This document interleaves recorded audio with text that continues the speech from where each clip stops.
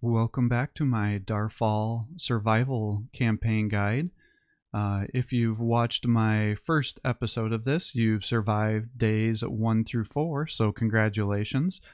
This is assuming you're playing on the Chaosborn difficulty setting. Obviously, if you're playing on an easier difficulty setting, all these metrics will still be the same. It'll just be a little bit overkill for you. But certainly, if you're able to keep up with the metrics and recommendations for these days here on this guide, then you should easily be able to survive on the easier difficulties. So let's continue on here with what I'd recommend on day 5. So your main objectives on day 5. By now you should have a big enough city that you're likely going to have a bunch of lampposts that are under your control, which means you're going to be blowing through quite a bit of charcoal at night. So on day 5, you're going to want to make sure you have a second charcoal burner.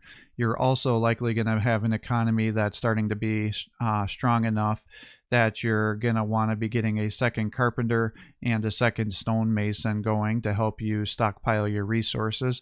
If you're not generating enough lumber, especially if you're on a map like the swamp, certainly don't feel compelled to make a second carpenter, but if you're doing well and you have an economy to support it, then you should definitely be considering getting those things going. And again, you want to be stocking up as many of those stone bricks as you can, because you want to be getting those walls up and functional here, because by day 5 you're gonna start to want to make sure you have at least 2 layers of stone walls around your base to help you be surviving for the coming night raid. You're going to want to make sure that you have at least 4 barracks built up, so you should have potential to get your max army size of 20, but you should have at least 15 troopers, ideally a little bit more than that, especially if you don't have elite tier units there. You should have at least 3 to 4 knights by the end of this day if you don't already, and then having a bunch of clerics. I find that somewhere between 4 and 5, probably 5 is the sweet spot. 6 starts to be a little bit overkill. And then if you're doing really well on your resources, you should start saving up to get your archers converted to gunmen. You're unlikely to be able to convert very many of them this early on, but you want to start taking that into consideration. So you're going to want to be making guns, as you can see here in your smelters, making the gunpowder, which is the last thing there. The blacksmith will make guns, and then you'll also need to get some of the, I forget what they're called, the wooden handles from your carpenter. And if you do get a second carpenter going, he can start converting some of those planks into the wooden handles there, which you'll then use to make into guns. You'll suffer another orc raid at around noon, so just be aware that that will start to happen if you're having outposts around the map, and you know where they're going to be attacking from. Just make sure you have your guys in the right position, that they will be available to fight off that onslaught. And then at 4 p.m. or 1600, another dark portal should be activated, so you can rush and kill that to get some good experience, potentially some items, and also additional silver if you haven't got a silver outpost up by now. But you should definitely be trying to find a source of silver by the end of the day if you haven't already, because you're going to start wanting to consider making mages and upgrading your units to mages or getting paladins. Now, you're unlikely to have that up and running by this day, but these are kind of the thoughts you should be having when you're creeping here, looking at different locations, and think, oh, this is where I'm going to be building another outpost so I can start making elite tier units. And so you can see the orc raid is being activated here, and they're attacking down here. So it's a pretty weak orc raid, but it's enough to be a nuisance for you, especially if you're halfway across the map like I am here. So they're going to destroy a couple of my buildings by the time we get over there. So definitely a little bit frustrating. And then obviously your undead attack wave will happen at 2200 as it does every evening. This attack wave isn't anything special. It's just like everything else. It's just going to be more of those units. So you're going to want to make sure you have an army that's starting to get strong enough that you'll be able to fight them back. And then obviously during the day, you're just going to keep creeping, looking for those locations for future outposts, leveling up your units, and gathering up as much equipment as possible so you can keep advancing and fighting, leveling up your hero. Now, if you're looking for a guide on how to level up your hero, I do go over that in depth on one of my other guides, so look there, because I'm kind of skipping a lot of the hero specific recommendations, because that's really going to depend on which unit is your hero for me to tell you how to level them up in what order. But please check out that guide if you're having difficulty. So this is really your strategy and recommendations for day 5. All right, so now we're on to day 6. The big thing is any spearmen that you have, they should be converted to knights by now. You should be pretty heavily focusing on getting your bowmen converted over to gunmen, and you should be pretty dang close to start preparing to making paladins. Now, you're unlikely to have a bunch of paladins by this day. What I recommend is saving that actually for the next day, but on day 6, you should be able, if you have a good source of silver, to start converting your clerics over to mages, because that will double the amount of healing they do and the amount of damage. So if you're able to have, 3 to 4 knights, 4 to 5 gunmen, and 4 to 5 mages, you should be pretty set. Your other objective on day 6 is to make sure you get a 3rd layer of walls around your base. That way you're able to survive any attacks that will be coming on day 6, evening number 6, and the completion of day 6. And then you'll have an orc raid happen at 11 a.m. And then really your other objective for today is that you should have an army of at least 20 units if you haven't already. And now by this time, depending on how day 5 and 6 has been going and how many knights and things you have, you should be able to start doing some elite tier creeping. So as you could see up there, I was fighting off one of the stronger orc camps and actually fighting one of the war bosses and killing him, which should give you better equipment. So really you should be at a state now where you can just creep and take out anything. And as you can see, the more elite units that you kill, the better the equipment you're getting, and then you can start to clear out these better chests if you have keys and things like that if you found them, or you can create them if you create a workshop in your base here. The other thing you can consider is if you're having a plethora of resources, the workshop is that red roofed building there that can make keys for you depending on what kind of chest you find, or depending on the RNG of your keys that you've been finding as you've been creeping. I find that I typically do not need to make keys, as I tend to just find enough of them when I'm creeping.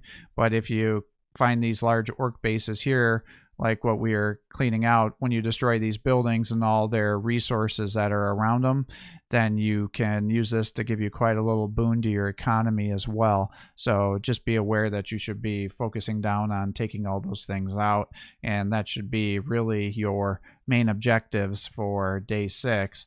And then again, the nighttime raid is nothing special. It's just going to be more of the same units. You've kind of seen everything they have to come at you at this point in time. You're going to be creeping and just looking to get as many resources and better equipment that you can, and always keeping your eye out for what looks interesting for potential new settlement locations. But really it's about locking down the units you have and making sure you're able to upgrade them to the more elite versions to help you keep them alive and have the damage to be able to kill the undead swarms that are coming for you here at night. So those are your main objectives. All right, so now we're on to day 7. So congratulations, you've made it through the hurdle, and generally, as long as things aren't falling apart on you by this point in time, you should be pretty successful with continuing and fighting off the undead wave on night 7. But your objectives for the day are to make sure you have all 20 of your troops to be fully upgraded as long as you have the resources. So your slayers should be upgraded to paladins, your archers should be gunmen, your clerics should be upgraded to mages, and your spearmen should be upgraded to knights. You should have the best backpack by now. You should be having a little bit of extra resources and weapons available from your blacksmith in case you suffer any losses. You should be getting quite a big economy going. You should have, depending on the map, somewhere between 35 and 50 peasants by this point in time. And like I said, you should just have a totally maxed out army. If you have your 3 depth walls everywhere and guard towers, you should start to make some stone towers around your base or ballistas. Either one are fine. The ballistas are nice because they kind of push guys away from the walls, whereas the stone towers seem to do a little more damage and have more splash. So whichever ones you like to use, it kind of depends on what your resource situation is. Just make sure if you have enough bricks that you'll be able to replace any walls that have been broken at night or will be broken during the undead and then demon waves that will be coming this evening, assuming this is you're playing a 7-day challenge. Obviously, if you're watching this with the expectation that you're going to go to the 10-day challenge, you'll just watch the next video in the series, and then instead of it ending tonight with the undead, you'll just continue on with the next episode. But all these strategies are still the same, but eventually you're going to want to have towers starting. That way you'll know. I generally recommend that you put it on the side of the base. You can if you're doing very well and every place seems like it's pretty equally defended, then you'll just kind of build them around the walls randomly. But what I typically find is there'll usually be at least one direction on your base by now that you'll know that you always tend to run into a little bit of issues defending, and therefore I like to focus on building a bunch of towers on that side of the base wall to help me defend and make it much easier. So in terms of the events that will be happening on day 7, you will have an orc raid happen sometime between 11 and noon. Another dark pylon will summon in at 3 p.m. and you will have your undead wave start at 2200 like usual. By now, you should be creeping and just continuing to take out the elite tier camps. That way you can continue to get the best equipment. I would not recommend that you assault the undead camp, or not the undead, the demon spawning locations unless they've made changes to the game where they nerf some of the demons, because it's generally not worth the squeeze. With better equipment for you suffering the major army losses here. But certainly any camps that you find, you should be able to take out. You should have a strong enough army by now that if you're fighting those camps that have, level 10, 11, that'll get you access to some good perk books and other bonuses that will help your units, your hero continue to level up, because by now you should have all the main perks that you'll want, and you should start focusing on upgrading your hero stats. So that should be about where you're at, assuming you've upgraded your abilities to give you the bonus experience when you've been creeping, because you should have been doing that pretty aggressively by now. And then obviously you're just going to be focusing on getting your resources. If you are playing the 7-day challenge, you'll want to make a library, and then that will convert your papyrus into skill books. So you can certainly do that, because after 7 days of creeping, you should have probably 2 to 3 at least papyrus, and then pooping out those skill books will definitely help you, again, just to push your hero to the next level to help him continue to tank or deal damage depending on which hero you have available to you. So I'll open up a match here where it'll show the amount of demons that would be summoned in on the day 7, assuming you're doing a 7-day challenge here. Okay, here's one of the endings of one of my survival campaigns here. As you can see, I have pretty much the elite tier army going. The undead wave is about to be summoned in. Now, unfortunately, on this map, because it was the desert, which is a harder map, I did not have the resources available to make a bunch of towers, so that's why my base is getting completely overwhelmed here. So had I been following my own recommendations, this would be a much more successful situation, but you can do it even if you're a little bit below where I'd recommend. But it's definitely, as you can see, I'm kind of getting pushed against the edges of the ring here. But what you would do is you just focus on killing any of the undead that are in your base and just camp out at your keep so you can heal. And then you'll have to fight off 15 demons. So you can see they're coming down and attacking anything that's in their way. So this can definitely be a bad situation. So this is effectively going to destroy my end score, because these demon waves are going to move around and you'll suffer scores or penalty scores at the end for the amount of units that get destroyed. And so because they were just happened to spawn into a location where they will destroy that outpost, that means they're probably going to get some kills. And you can see I'm dropping my units there, and I can't make new ones because I've already started to lose some of my buildings. But you can see the undead wave happening here, and so there's 15 of them coming in, and again, you'll just fight them off. Now on the 7-day challenge, you'll have these demon dragons come down, which have a lot more damage, and they also will have the doom weavers or whatever they're called, so they do a little more damage. But otherwise, the rest of these demons you've pretty much seen already with the other units. And once you take out the demon wave there, it will just bring the mission to a close. So hopefully that will help you be successful with your day 5 through 7 campaign here. Again, if you're looking for days 8 through 10, I'll make another video. If you're wondering about days 1 through 4, that was on a different video as well, so just kind of look for the series. And if you're struggling with how to win or how to level your hero, please look at my hero guide, where I kind of go through my recommendations for every hero and how I'd recommend leveling them up and kind of their core mechanics, because that definitely will help you, because a lot of these videos are just giving you some an estimate of the daily events that will be occurring on the maps, because they're pretty much fixed no matter what the biome is. It's just some will have sigils that'll happen, other ones like the deserts have you have to find the beast, and it just the mission type will vary a little bit depending on what map that you're doing, but the other events are always set, and then the kind of units that attack you are always set as well. So you always, by now, you should see that kind of familiarity. You should have some familiarity with the attack waves that will be summoned in against you. But as you can see here, with that demon wave just happened to catch that outpost, it killed 8 of my workers, and so it dropped my score by 416 points. So that's definitely a little bit of a kick in the dick, but it is, the score doesn't really matter. It's just an ego situation.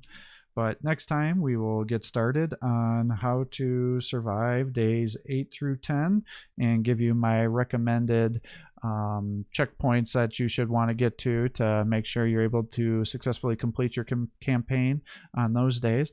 If you're wanting to see how to do this real time, please look at my playthrough of the survival campaign. I have every map completed on the Chaosborn setting. Now, just be aware, I always go into these games blind, and I'm making this video and this guide after I've gone through and beaten those missions. So obviously, I'm a much better player in understanding the mechanics now than I was at the start of that series. So some of the early episodes, you're going to probably be frustrated if you're an experienced player, because I was still learning the core mechanics. But by the later series, you'll see that I kind of have the basics down and not having as much issues. And then the Deadfall or Deadlands was my last couple episodes there, and you can see everything kind of come together on that playthrough, because that really takes into account everything you've learned through these other biomes to help you be successful with those matches here.